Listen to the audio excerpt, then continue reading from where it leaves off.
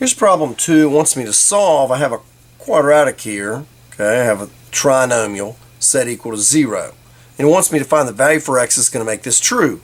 Now looking at it, you could use the quadratic formula where a is 4, b is 16, c is 15, but we don't want to do that. I want to factor it. I want to do this by factoring. So I want to break this down. It could be a 4x and an x, or a 2x and a 2x. Looking at this, if you play with it, I can see this is looking like a 2x plus 5 times a 2x plus 3. You could bust the b if you wanted, which remember that's 4 times 15 gets 60, and then break 60 up into two pieces. It'll do that and take out whatever's the common factor there. But I just like sort of going old school, saying, hey, 2x, 2x, 3 and a 5, is that, or a 1 and 15? Or it could have been a 4x, 1 and 15, flip them.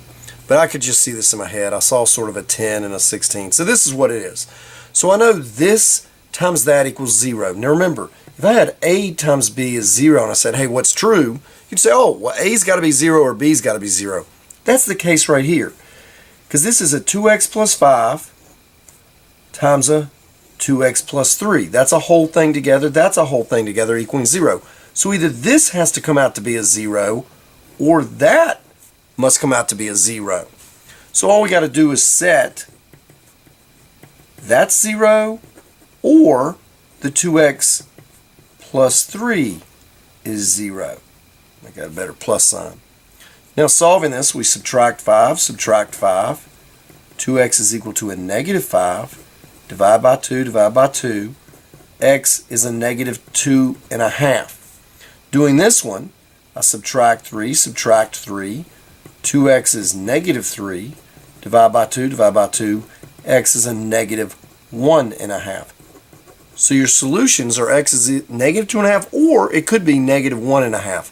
If I plug either one of these numbers into this original equation for the x value, it's going to come out to be 0. That's what we're doing here.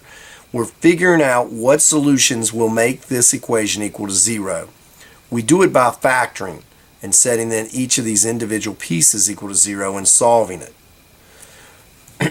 Much easier than sitting here trying to figure out what x is, right? And it's much faster than the quadratic formula in this situation.